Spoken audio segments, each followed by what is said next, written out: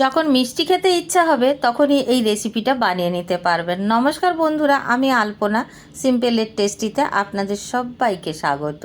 আজকে শেয়ার করব নতুন ধরনের একটি মিষ্টি রেসিপি। এই মিষ্টিটা বাড়িতে থাকা কিছু উপকরণ দিয়েই তৈরি হয়ে যাবে।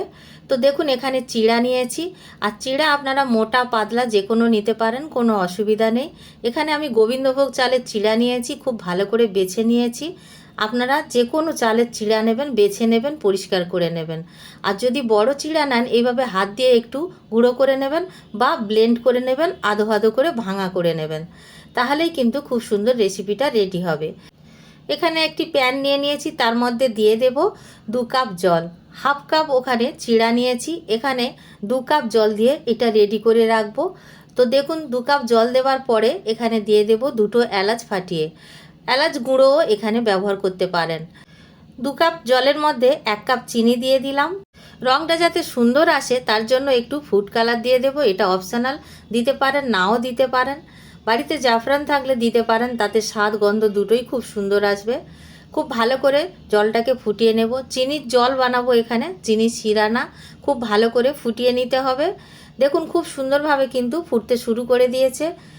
এইভাবে 1 মিনিট ফুটিয়ে নিলেই হবে। চিনিটা খুব ভালো করে গলে যাওয়া পর্যন্ত ফুটিয়ে নিলেই কিন্তু হবে। এখন গ্যাসের ফ্লেম থেকে নামিয়ে রেখে দেব।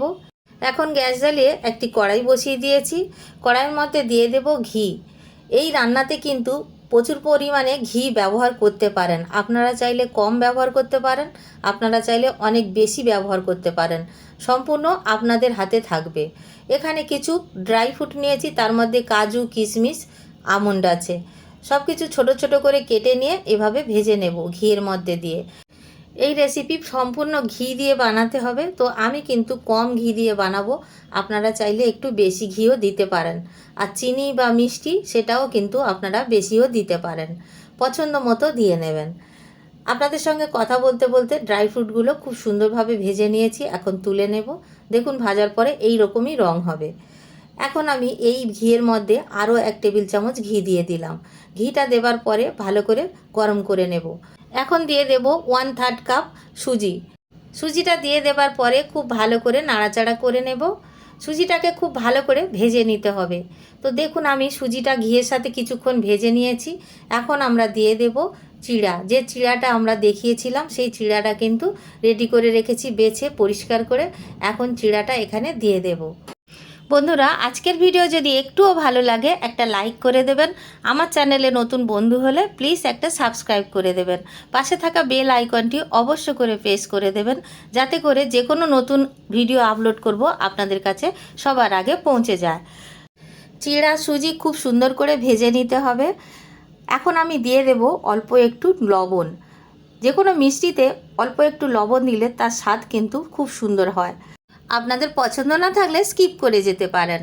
ভালো করে নাড়াচাড়া করতে থাকবো এইভাবে, যতক্ষণ না বাদামি রং আসে। খুব সুন্দর একটা হালকা বাদামি রং হয়ে যাবে এইভাবে নাড়াচাড়া করতে করতে। আপনারা চাইলে আরও একটু ঘি কিন্তু এখানে ব্যবহার করতে পারেন। আমি এখানে কম ঘি দিয়ে এই রেসিপিটি বানাবো, তাতেই কিন্তু খেতে ভালো লাগবে, খারাপ লাগবে না। যারা ঘি বা চিনি একটু বেশি পছন্দ করেন তারা কিন্তু আরও একটু চিনি বা ঘি অ্যাড করতে পারেন। সুজি আর চিড়াটা কিন্তু মিডিয়াম টু লো ফ্লেমে রেখে সময় নিয়ে, ধৈর্য নিয়ে বেশিক্ষণ সময় ধরে ভাজতে হবে। তো দেখুন, খুব সুন্দর রং এসে গেছে। এখন আমরা যে চিনির যে জলটা বানিয়ে রেখেছিলাম বা শিরা বানিয়ে রেখেছিলাম সেটা দিয়ে দেব। একসাথে সব দিয়ে দেবেন না, অল্প অল্প করে দেবেন। একসাথে যদি আমরা গরম সুজি বা চিড়ার মধ্যে দিয়ে দিই না, তাহলে ছিটাতে পারে। তো সেজন্য অল্প একটু ঢেলে তারপরে পুরোটা ঢেলে দিতে হবে। তো দেখুন বন্ধুরা, ভালো করে নাড়াচাড়া করে নেব। এটা কিন্তু বেশি সময় লাগবে না। এখন সব মিলিয়ে 5 মিনিটে কিন্তু আমাদের এই রেসিপি রেডি হয়ে যাবে। তো দেখুন, ভালো করে নাড়াচাড়া করতে করতে এইরকমই কিন্তু ফুটতে শুরু করে দেবে। অনবরত নাড়াচাড়া করতে হবে, তা নইলে কিন্তু ছিটাতে পারে। তো এইভাবে নাড়াচাড়া করতে করতে এরকম কিন্তু একদম ঘন হয়ে যাবে, গাঢ় হয়ে যাবে। তখন আমাদের দিয়ে দিতে হবে ভেজে রাখা ড্রাই ফ্রুটগুলো। তো দেখুন বন্ধুরা, ভেজে রাখা ড্রাই ফ্রুটগুলো এখন আমি দিয়ে দেব। আর দেখে নিশ্চয়ই বুঝতে পারছেন কতটা ঘন হওয়ার পরে বা কতটা শুকিয়ে যাওয়ার পরে ড্রাই ফ্রুটটা দিচ্ছি। তো দেখুন বন্ধুরা, এখন ড্রাই ফ্রুটগুলো দিয়ে দিয়ে আবারও নাড়াচাড়া করব। আপনারা চাইলে এই সময়েও কিন্তু একটু ঘি দিতে পারেন। আমি কিন্তু আজকের ঘি অল্প দিয়ে বানাচ্ছি। আবারও বলছি বন্ধুরা, এটা হালুয়া হচ্ছে, এটা চিড়ার হালুয়া। যে কোনো হালুয়াতে চিনি আর ঘিটা কিন্তু একটু বেশি পরিমাণে লাগে, তো আমি একটু কম কম দিয়ে বানালাম। আর আপনারা যদি চান একটু বেশি বেশি দিয়ে বানাবেন। দেখুন এরকম যখন দেখতে হবে তখন পরিবেশনের জন্য নামিয়ে নেব। গরম গরম খান বা ঠান্ডা ঠান্ডা খান, অসাধারণ খেতে লাগে। যখনই মিষ্টি খেতে ইচ্ছা হবে আপনারা বাড়িতে বানিয়ে খেতে পারবেন। বাড়িতে থাকা কিছু উপকরণ দিয়ে তৈরি হয়ে যাবে এই হালুয়া। আপনারা চাইলে ড্রাই ফ্রুট না দিতে পারেন, আপনারা চাইলে শুধু কিশমিশও দিতে পারেন। বাড়িতে বানাবেন, কেমন লাগলো কমেন্ট করে জানাবেন।